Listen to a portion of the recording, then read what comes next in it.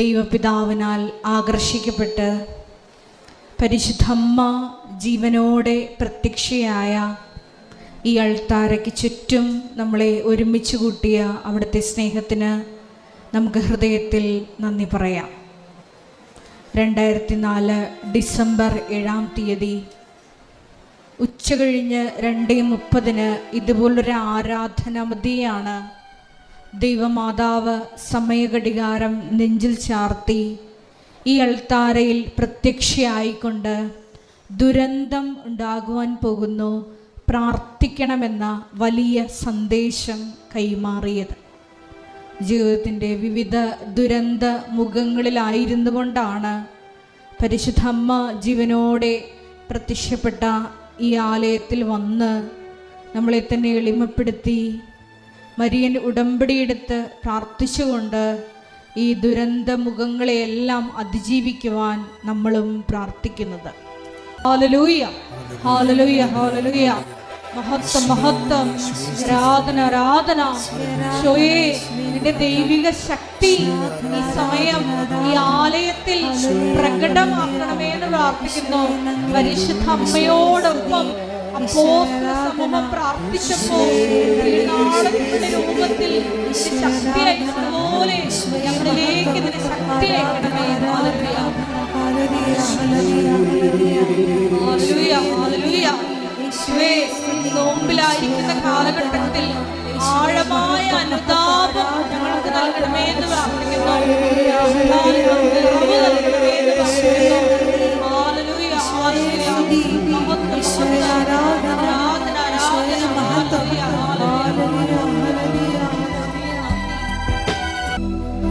പരിശുദ്ധ പരമദിവ്യകാരുണ്യത്തിന് നേരവും ആരാധനയും സ്തുതിയും പുകഴ്ചയും ഉണ്ടായിരിക്കട്ടെ. പരിശുദ്ധ പരമദിവ്യകാരുണ്യത്തിന് നേരവും ആരാധനയും സ്തുതിയും പുകഴ്ചയും ഉണ്ടായിരിക്കട്ടെ. പരിശുദ്ധ പരമദിവ്യകാരുണ്യത്തിന് നേരവും ആരാധനയും സ്തുതിയും പുകഴ്ചയും ഉണ്ടായിരിക്കട്ടെ. അമ്മേ, പരിശുദ്ധ അമ്മേ, അമ്മേ, പരിശുദ്ധ അമ്മേ, ദൈവമാതാവേ, ദൈവമാതാവേ, ഉപാസനത്തിലൂടെ ഞങ്ങൾക്കും ഞങ്ങളുടെ ദേശത്തിനും അമ്മ മാധ്യസ്ഥം തേടിത്തന്ന എല്ലാ അനുഗ്രഹങ്ങൾക്കും കൃപകൾക്കും ഞങ്ങളിപ്പോൾ ഹൃദയം നിറഞ്ഞ നന്ദി പറയുന്നു. ഒരുമിച്ച് സ്തുതിച്ച് പ്രാർത്ഥിക്കാം. Hallelujah, hallelujah, hallelujah, hallelujah. മഹത്വം, മഹത്വം.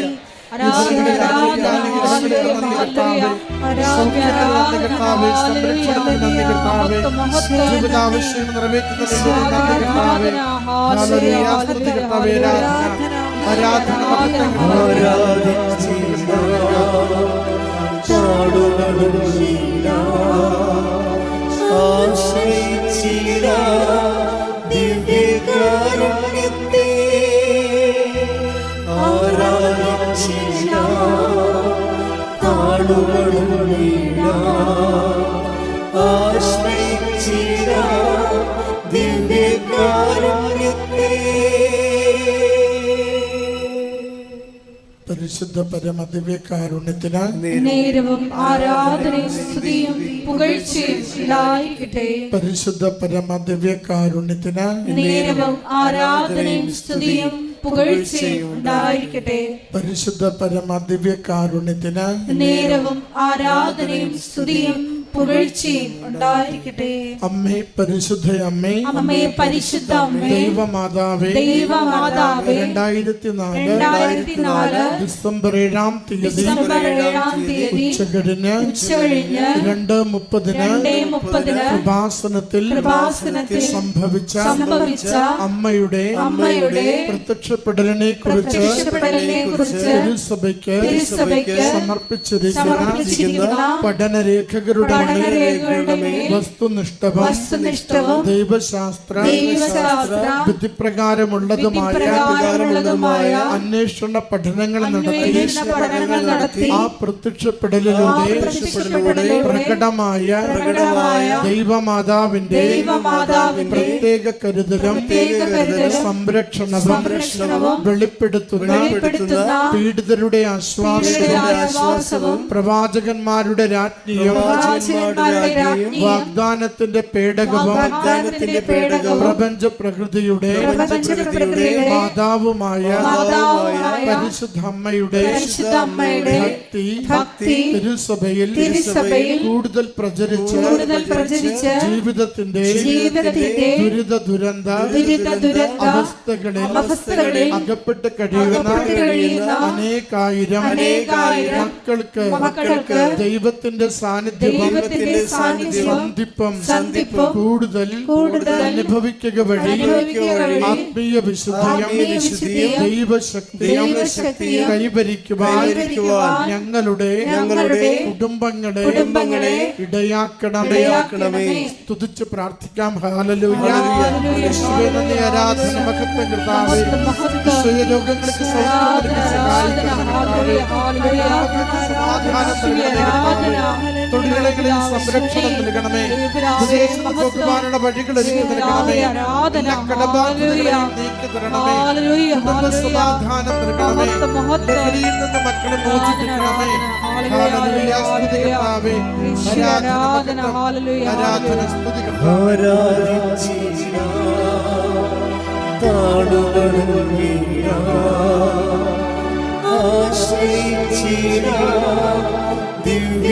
ദിവ്യകാരുണ്യത്തെ ആരാധിച്ചിട താണുവണങ്ങിട ആശ്രയിച്ചിട ദിവ്യകാരുണ്യത്തെ. പരിശുദ്ധ പരമ ദിവ്യകാരുണ്യത്തിന് നേരവും ആരാധനയും സ്തുതിയും പുകഴ്ചയും ഉണ്ടായിരിക്കട്ടെ. പരിശുദ്ധ പരമ ദിവ്യകാരുണ്യത്തിന് നേരവും ആരാധനയും സ്തുതിയും പുകഴ്ചയും ഉണ്ടായിരിക്കട്ടെ. പരിശുദ്ധ പരമ ദിവ്യകാരുണ്യത്തിന് നേരവും ആരാധനയും സ്തുതിയും പുകഴ്ചയും ഉണ്ടായിരിക്കട്ടെ. അമ്മേ പരിശുദ്ധ അമ്മേ, അമ്മേ പരിശുദ്ധ അമ്മേ, ഭൂസ്വർ ലോകങ്ങളുടെ രാജ്ഞിയായ അങ്ങയ്ക്ക് ഭൗമ സംരക്ഷണത്തിനായി പ്രപഞ്ച പ്രകൃതിയെ തന്നെ തിരുസഭ പ്രതിഷ്ഠിക്കുവാൻ ഈ പ്രത്യക്ഷീകരണം ഇടയാക്കണമേ. പരിശുദ്ധ അമ്മേ, ജപമാല മാതാവേ, സകല കൃപാസനം പ്രാർത്ഥനകളോടും ഞങ്ങളിപ്പോൾ പ്രാർത്ഥിക്കുന്ന ഈ സമൂഹത്തിന്റെ പ്രത്യേക നിയോഗവും നമ്മുടെ എല്ലാ നിയോഗങ്ങളെയും അപേക്ഷകളെയും ആവശ്യങ്ങളെയും കൃപാസന മാതാവിന്റെ തിരുനടയിൽ സമർപ്പിക്കാം. BP ജോസഫ് അച്ഛൻ്റെ മിഷൻ നിയോഗങ്ങൾക്ക് വേണ്ടിയും നമുക്ക് പ്രാർത്ഥിക്കാം.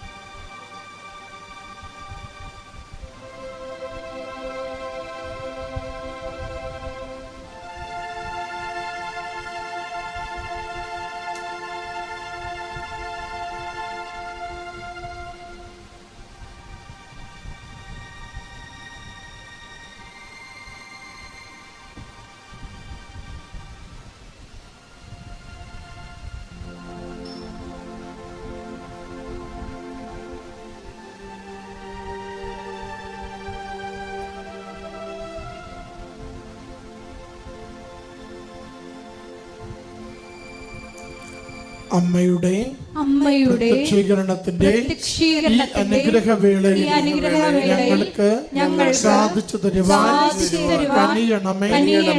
ആമേൻ. ഒരുമിച്ച് സ്തുതിച്ച് പ്രാർത്ഥിക്കാം. ഹല്ലേലൂയ. യേശുവേ നന്ദി, ആരാധന. ഈ ആരാധനയിലൂടെ അവിടുത്തെ സവിശേഷമായ സംരക്ഷണത്തെ സഹായിക്കണമേ. ജോസഫ് അച്ഛനിലൂടെ അവിടുത്തെ ദിവ്യ സന്ദേശങ്ങൾ ഈ ലോകത്തിനും ഞങ്ങൾക്ക് കൈമാറി നൽകണമേ. ശരണപ്പെട്ട് പ്രാർത്ഥിക്കുന്ന ഓരോരുത്തരുടെയും ജീവിത ആവശ്യങ്ങളെ ഉടമ്പടി മാതാവിന്റെ പ്രത്യക്ഷീകരണത്തിലെ കൃപയാൽ അവിടുത്തെ ദിവ്യശക്തിയാൽ അനുഗ്രഹവും കൃപയും നൽകി ഞങ്ങളുടെ കുടുംബങ്ങളെ, ജീവിതങ്ങളെ, സാഹചര്യങ്ങളെ, തൊഴിലിടങ്ങളെ, പഠന മേഖലകളെ അനുഗ്രഹിക്കുവാൻ ഇവിടുന്ന് തിരുവണ്ണമാക്കണമേ. ഹല്ലേലൂയ, സ്തുതി കർത്താവേ. ആരാധന ആരാധന ആരാധന. ആരാധന. Hallelujah hallelujah. ഈശ്വര ആരാധന. Hallelujah hallelujah. ഈശ്വര നന്ദി. ഈശ്വര ആരാധന. പരിശുദ്ധ പരമദിവ്യകാരുണ്യത്തിന് നേരവും ആരാധനയും സ്തുതിയും പുകഴ്ചയും ഉണ്ടായിരിക്കട്ടെ. പരിശുദ്ധ പരമദിവ്യകാരുണ്യത്തിന് നേരവും ആരാധനയും സ്തുതിയും പുകഴ്ചയും ഉണ്ടായിരിക്കട്ടെ. പരിശുദ്ധ പരമദിവ്യകാരുണ്യത്തിന് നേരവും ആരാധനയും സ്തുതിയും പുകഴ്ചയും ഉണ്ടായിരിക്കട്ടെ. പ്രിയമുള്ളവരെ, ഉടമ്പടിയുടെ സാക്ഷ്യങ്ങൾ കേൾക്കുമ്പോൾ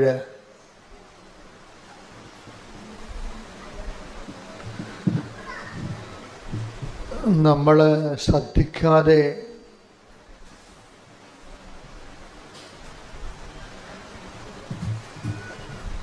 നമുക്ക് നമ്മുടെ ശ്രദ്ധയിൽ പിടിതരാതെ നിൽക്കുന്ന ഒരു വിഷയമുണ്ട്. അത് ഉടമ്പടിയുടെ ഒരു ഫീച്ചർ തന്നെയായിട്ട് എനിക്ക് പലപ്പോഴും തോന്നിയിട്ടുണ്ട്. എന്നുവെച്ചാൽ അതിൻ്റെ തനത് ലക്ഷണം. ഉടമ്പടിക്ക് നമ്മൾ 4 ഫീച്ചർ ഓൾറെഡി നമ്മൾ ഐഡൻറ്റിഫൈ ചെയ്തെടുത്തിട്ടുണ്ട്. ഒന്ന്, അത് നോട്ട് ബൈ മെറിറ്റിൽ വർക്ക് ചെയ്യും. സൈന്യത്താരെയല്ല, ശക്തിയാരെയല്ല, കർത്താവിൻ്റെ ആത്മാവിനാൽ. നിൻ്റെ കഴിവ് കൊണ്ടല്ല, എൻ്റെ കൃപ കൊണ്ട്. അതാണ് ഉടമ്പടിയുടെ മുഖമുദ്രയായിട്ടുള്ള എഫേസ്യസ് 2:8, സക്രിയ 4:6. ഇതാണ് ഫണ്ടമെൻ്റലായിട്ടുള്ള ഇതിൻ്റെ ബേസ്മെൻ്റ് എന്ന് പറയുന്നത്. അത് വർക്ക് ചെയ്യണ പലപ്പോഴും ഉടമ്പടിയുടെ ആണെങ്കിൽ നമുക്കറിയാൻ പറ്റും.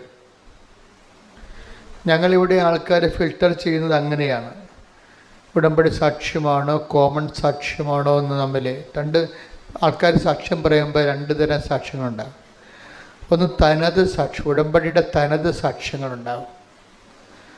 പിന്നെ കോമൺ സാക്ഷ്യങ്ങളുണ്ടാകും. എന്നുവെച്ചാൽ പൊതുവെ ഉടമ്പടി എടുത്തില്ലെങ്കിലും അതൊക്കെ സംഭവിക്കാൻ സാധ്യതയുള്ളതാണ്.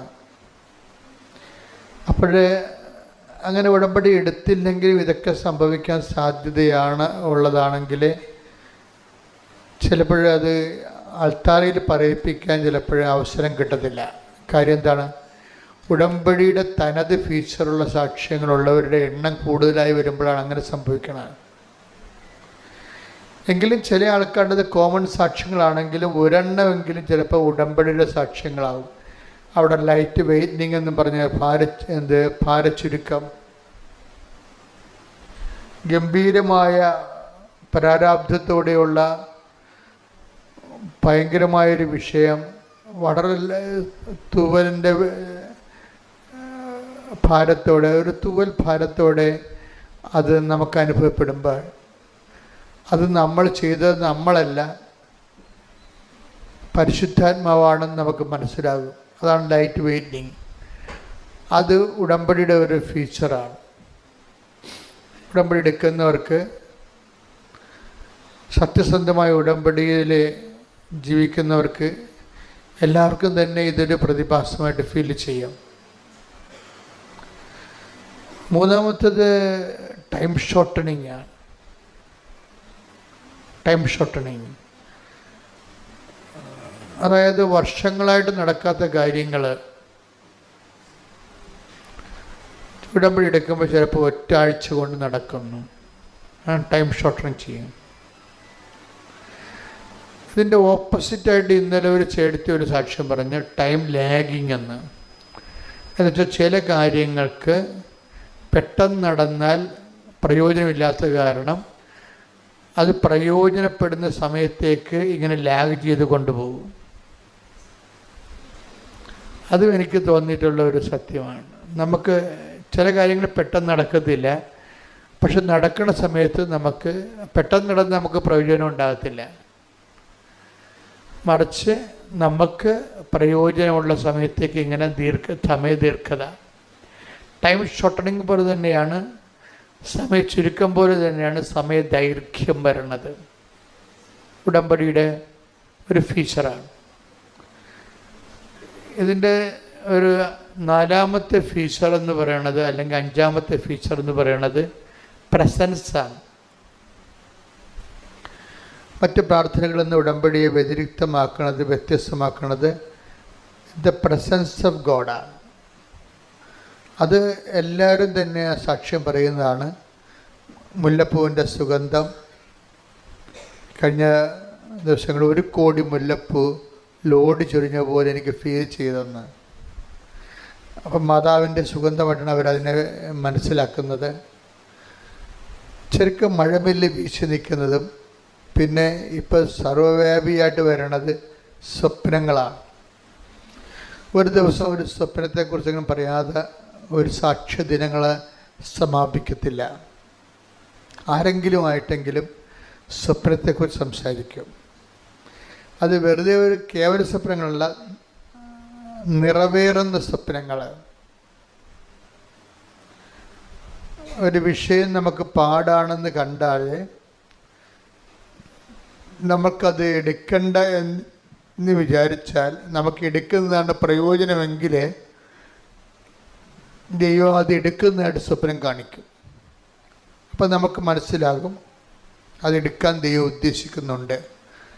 ചിലപ്പോൾ ഒരു സിലബസിൽ ഏതെങ്കിലും ഒരു ഗ്രൂപ്പ് ഓപ്ഷനായിരിക്കും, ചിലപ്പോൾ ഒരു സ്ഥലമായിരിക്കാം, വീടായിരിക്കാം. നമ്മൾ വേണ്ട കളപ്പോട്ടെ എന്നൊക്കെ വിചാരിക്കുന്ന സമയം എടുക്കാൻ വേണ്ടി ദൈവം പറയും. അത് സ്വപ്നത്തിലേക്ക് വരുന്നത്. അതിന് പ്രസൻസ് എന്ന് പറയും. ഉടമ്പടിയിലെ എല്ലാ ദിവസവും തന്നെ സ്വപ്നങ്ങളെക്കുറിച്ച് വരുന്നുണ്ട്. അതുകൊണ്ട് തന്നെ ഞാൻ സ്വപ്നങ്ങൾ ശ്രദ്ധിക്കണമെന്ന് പറയും. കാര്യം ബൈബിളിലെ ഈ പുതിയ കാര്യമല്ല, പണ്ട് മുതലേ ഈ സ്വപ്നങ്ങളിലൂടെയുള്ള ഒരു ട്രാൻസ്പോർട്ടേഷൻ നടക്കുന്നുണ്ട്. ദൈവത്തിൻ്റെ ഒരു മനസ്സ് നമ്മൾക്ക് പർട്ടിക്കുലറായിട്ട് ആ വ്യക്തിയെ ആണ് ഉദ്ദേശിക്കുമ്പോൾ ആ വ്യക്തിക്ക് കൺവേ ചെയ്യാൻ പറ്റുന്ന രീതിയിലുള്ള സ്വപ്നങ്ങൾ കാണിച്ചു കൊടുക്കും, ദർശനങ്ങൾ.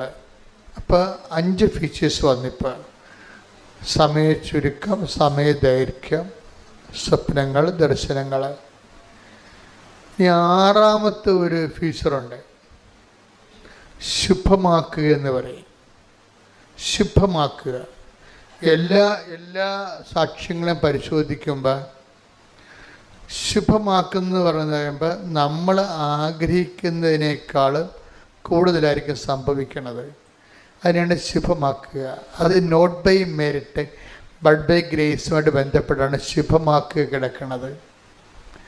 ഇപ്പം നമ്മൾ ഒരു വിഷയം വിചാരിക്കുന്നു, എന്നിട്ട് നമ്മളൊരു യൂണിവേഴ്സിറ്റിയിൽ ആഗ്രഹിക്കുന്നു. പക്ഷേ നമുക്ക് ദൈവം വേറെ യൂണിവേഴ്സിറ്റി കൊണ്ട് നമുക്ക് അഡ്മിഷൻ തരുന്നു. ആ യൂണിവേഴ്സിറ്റിയിൽ സത്യം പറഞ്ഞാൽ നമ്മൾ ആഗ്രഹിച്ച യൂണിവേഴ്സിറ്റി നമുക്ക് സ്കോളർഷിപ്പ് കിട്ടാൻ പാടാണ്. പക്ഷെ ദൈവത്തിനറിയാം മറ്റ് യൂണിവേഴ്സിറ്റി നിങ്ങൾക്ക് സ്കോളർഷിപ്പ് കിട്ടുമെന്നുണ്ടെങ്കിൽ നിന്നെ അവിടെ കൂടെ പ്ലേസ് ചെയ്യും. അതിനാണ് ശുഭമാക്കുക എന്ന് പറയുന്നത്. എപ്പോഴും നമ്മളൊരു ഓപ്ഷൻ വെക്കേണ്ടത് ശുഭമാക്കണമേ എന്നുള്ളത് പ്രാർത്ഥനയുടെ ഭാഗമാക്കണം. നമ്മുടെ പിതാക്കന്മാരുടെയൊക്കെ പ്രാർത്ഥന നോക്കിയാൽ മനസ്സിലാകും. എല്ലാവരും പ്രാർത്ഥിക്കണം, ശുഭമാക്കാനാണ് പ്രാർത്ഥിക്കണം. എന്ന് വെച്ചാൽ ഞങ്ങളുടെ ബുദ്ധിയിൽ ചിന്തയിൽ അറിവിൽ ഇത്രയുമേ ഉള്ളൂ. പക്ഷേ നിൻ്റെ കഴിവിലും ചിന്തയിലും ഇതിൻ്റെ ഒത്തിരി കാര്യങ്ങളുണ്ട്. അതുകൊണ്ട് നീ നിൻ്റെ കഴിവനുസരിച്ച് ഈ വിഷയത്തിൻ്റെ മേൽ ഇടപെടണമേ എന്നാണ് ശുഭമാക്കണമേ എന്ന് പ്രാർത്ഥിക്കണത്. ഞാൻ എപ്പോഴും ശ്രദ്ധിച്ചൊരു സംഭവമാണ്. എബ്രഹാം പുത്രനെ വിടുമ്പോൾ എബ്രഹാം പുത്രന് വേണ്ടി, ഇസഹാക്കിന് വേണ്ടി ഒരു പെണ്ണ് കാണാൻ പോകുമ്പോൾ ഭൃത്യനെ അയക്കുമ്പോഴും ഈ ശുഭമാക്കാൻ പ്രാർത്ഥിക്കും. അങ്ങനെ എടുത്ത് പ്രാർത്ഥിക്കുന്നുണ്ടത്. അതുപോലെ തന്നെ തോബിത്ത് കൊച്ചു തോബിയാസിന് കടം മേടിച്ച കാശ് രഘുവേലിലേക്ക് ഒന്ന് വാങ്ങിക്കാൻ വേണ്ടി, രഘുവേൽ ഇദ്ദേഹത്തിൻ്റെ റിലേറ്റീവാണ് തോബിത്തിൻ്റെ. വളരെ അകലെ താമസിക്കുന്നയാളാണ്. അപ്പം മകൻ തോബിയാസിനെ പറഞ്ഞു വിടും. ആ കാശ് വാങ്ങിക്കാൻ വേണ്ടി, കൊടുത്ത കാശ് വാങ്ങിക്കാൻ വേണ്ടി പറഞ്ഞു വിടും. പറഞ്ഞു വിടുമ്പോഴും വൈഫ് എതിരായിരുന്നു, അന്ന എതിരായിരുന്നു. അന്ന പറയും, മനുഷ്യ നിങ്ങൾ എന്നാ ഒരു പണിയാണ് കാണിക്കണത്, നമുക്ക് ആകപ്പെട്ടൊരു മകനേ ഉള്ളു, ഇത്രയും ദൂരത്ത് എങ്ങനെ അവനെ പറഞ്ഞു വിട്ടിട്ട്, നിനക്ക് കാശിന് എത്ര അണ്ടാളമാണ്, മകനല്ലേ കാശിനേക്കാൾ വലുത്.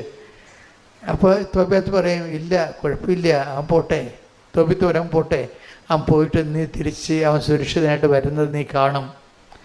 പക്ഷെ തോബിയാസ് കൈ ഉയർത്തി പ്രാർത്ഥിക്കുന്നത് എൻ്റെ മകൻ്റെ യാത്ര ശുഭമാക്കണമെന്നാണ്.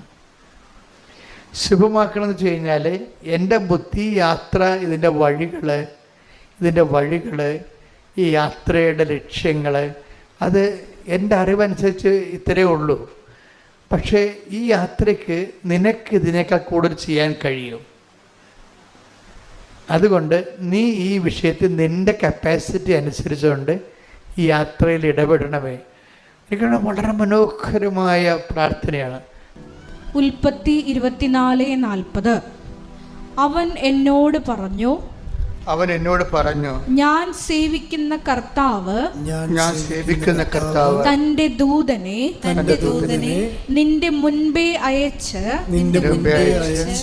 നിന്റെ വഴി ശുഭമാക്കും. പിന്നെ സന്ദർഭം എന്ന് പറയണത്, എബ്രഹാത്തിന്റെ പുത്രനെ ഇസഹാക്കിന് ഒരു പെണ്ണ് കാണാൻ വേണ്ടി ഫ്രിത്തിനെ പറഞ്ഞയക്കുന്നതാണ് സ്വന്തം നാട്ടിലേക്ക്. അപ്പോൾ അവർ ഡിയാസ്പൊറയിൽ താമസിക്കുകയാണ്, അകലെ താമസിക്കുകയാണ്. അപ്പോൾ നിങ്ങൾ ചോദിക്കും, എന്താ ഇത്രയും ഈ പെണ്ണ് കാണാൻ വേണ്ടി ഫ്രിത്തിനെ വിടുന്നത് എന്താ ചോദിച്ചു കഴിഞ്ഞാൽ, എബ്രഹാം വയസ്സാണ്, അതുകൊണ്ടാണ് കാര്യം. രണ്ടാമത്തെ കാര്യം എന്ന് വെച്ച് കഴിഞ്ഞാൽ, ഈ നമ്മൾ പറയുന്ന പോലെ ഏതെങ്കിലും പെണ്ണിനെ കാണാൻ പറ്റത്തില്ല, ഇവരുടെ രക്തത്തിലുള്ള പെണ്ണിനെ കാണാൻ പറ്റത്തുള്ളൂ. അതാണ് പ്രശ്നം. അപ്പോൾ ഭൃത്യം ചോദിക്കണമെന്ന് വെച്ച് കഴിഞ്ഞാൽ, ഞാനിങ്ങനെ നമ്മുടെ ജന്മനാട്ടിൽ പോയിട്ട് ഇസഹാക്കിനൊരു പെണ്ണിനെ ചോദിക്കുന്നു, പക്ഷേ അവൾ എൻ്റെ കൂടെ വരണ്ടേ? അതാണ് ഇവിടെ എൻ്റെ വിഷയം. മാറ്റർ അത്ര ഈസി അല്ല. ഈ സ്ത്രീക്ക്, ആ വീട്ടുകാർക്ക് നമ്മളെ ബോധിക്കണം, എന്നിട്ട് ഈ ഭൃത്യൻ്റെ കൂടെ വരണം. അത് വന്നില്ലെങ്കിൽ ഉടമ്പടി, ഇബ്രാഹിം പറയും, ഞാൻ നീയുമായിട്ട് ചെയ്ത അത് ഉടമ്പടിയാണ്. ഉടമ്പടി ചെയ്താൽ ഇവിടെ വിടണത്. സീരിയസ് ആയിട്ടുള്ള കാര്യങ്ങളെല്ലാം ഉടമ്പടി പരിധി വരണതാണ്, പ്രാർത്ഥിച്ചാൽ പറ്റത്തില്ല. ഹെവി ഡ്യൂട്ടി ആയിട്ടുള്ള കാര്യങ്ങൾ എന്ന് വെച്ചാൽ നോട്ട് ബൈ മെറിറ്റിൽ വർക്ക് ചെയ്യാത്ത എല്ലാ കാര്യങ്ങളും ബൈബിള് ഉടമ്പടിയുടെ പരിധി കൊണ്ടുവരും. അപ്പോഴും നമ്മൾ ശ്രദ്ധിക്കണം. എന്തുകൊണ്ടാണ് കവനൻ്റ് വരണമെന്ന് വെച്ച് കഴിഞ്ഞാൽ, നമ്മുടെ കഴിവിൽ ഒതുങ്ങാത്ത കാര്യങ്ങൾക്കാണ് നമ്മൾ. അപ്പോൾ നിങ്ങൾ നിയോഗങ്ങൾ എഴുതുമ്പോൾ ശ്രദ്ധിക്കണം. സ്വാഭാവികമായി നടക്കുന്ന കാര്യങ്ങളൊന്നും ഉടമ്പടി വെക്കേണ്ട കാര്യമില്ല ശരിക്കും. അത് നിങ്ങളുടെ പ്രാർത്ഥന കൊണ്ടോ സ്വാഭാവികമായുള്ള കാര്യങ്ങൾ കൊണ്ടോ അത് നടന്നു പോകും. പക്ഷേ ചില കാര്യങ്ങൾ നമ്മുടെ കയ്യിൽ ഒതുങ്ങുന്നില്ല, നമ്മുടെ കഴിവിൻ്റെ അപ്പുറത്താണ് വിഷയമെങ്കിൽ അത് ദൈവത്തെ നിയമപരമായിട്ട് തന്നെ ദൈവത്തെ അതിനെ ബൗണ്ട് ചെയ്യിക്കണം. ഉടമ്പടിയുടെ ഉദ്ദേശം എന്ന് പറയുന്നത് നിയമപരമായി ദൈവത്തെ ബൗണ്ട് ചെയ്യിക്കുകയാണ്. നിയമം എന്ന് പറയുമ്പോൾ എന്താ ഉദ്ദേശിക്കുന്നത്? പഴയ നിയമം അല്ലെങ്കിൽ പ്രമാണങ്ങൾ നിയമപരമായിട്ട് നമ്മൾ ലീഗൽ വാലിഡിറ്റി എന്ന് പറയും, നിയമസാധുത. അപ്പോൾ നമ്മുടെ ഒരു വിഷയത്തിൽ ദൈവത്തെ കക്ഷി ചേർക്കുന്നതിന് നമ്മൾ കുറച്ച് നിയമപരമായ വാലിഡിറ്റി വേണം. അതിനെന്ത് ചെയ്യണമെന്ന് വെച്ച് കഴിഞ്ഞാൽ, നിയമങ്ങൾ നമ്മൾ പാലിച്ചു കൊള്ളാമെന്ന് നമ്മൾ ദൈവത്തോട് വാഗ്ദാനം ചെയ്യണം. അങ്ങനെ നിയമപരമായി ദൈവത്തെ കക്ഷി ചേർക്കണം. ആ വിഷയത്തിൽ നിയമങ്ങൾ നമ്മൾ പാലിച്ചു കൊള്ളാവുന്ന. അതുകൊണ്ടാണ് ഈ ഉടമ്പടിയിലെ നിബന്ധനകൾ പോലെ തന്നെ പ്രധാനപ്പെട്ടതാണ് നിയമങ്ങൾ. ഉടമ്പടി നിങ്ങൾ ക്രിസ്ത്യൻസ് എടുത്തോ നോൺ ക്രിസ്ത്യൻസ് എടുത്തോ ഐ ഡോണ്ട് മൈൻഡ്. പക്ഷേ ഹൂവർ ആരെടുത്താലും ആ ഉടമ്പടിയുടെ നിയമങ്ങൾ നിങ്ങളുടെ രീതി കൊണ്ടുപോയി ആക്കിയെടുക്കരുത്. ദൈവിക നിയമങ്ങൾ ദൈവിക നിയമങ്ങളാണ്. അത് പാലിച്ചോളാവുന്നതാണ് നമ്മൾ ഉടമ്പടി ചെയ്യണത്. അത് നിങ്ങൾ അതിൻ്റെ അത് ഡൈല്യൂട്ട് ചെയ്യാൻ പറ്റത്തില്ല. ഡൈല്യൂട്ട് ചെയ്യുന്നില്ലെങ്കിൽ ഇപ്പം കർത്താവിൻ്റെ ദിവസം പരിശുദ്ധമായി ആചരിക്കണം, നിയമമാണത്. അത് ഞായറാഴ്ചയാണ്. അത് XY ആരെടുത്താൽ ഉടമ്പടി എടുത്താലും ഞായറാഴ്ച പാലിക്കാൻ ബാധ്യസ്ഥമാണ്. സംശയമില്ലല്ലോ. നിങ്ങൾ മരമറിയാതെ കൊടിയിട്ടിട്ട് കാര്യമില്ല.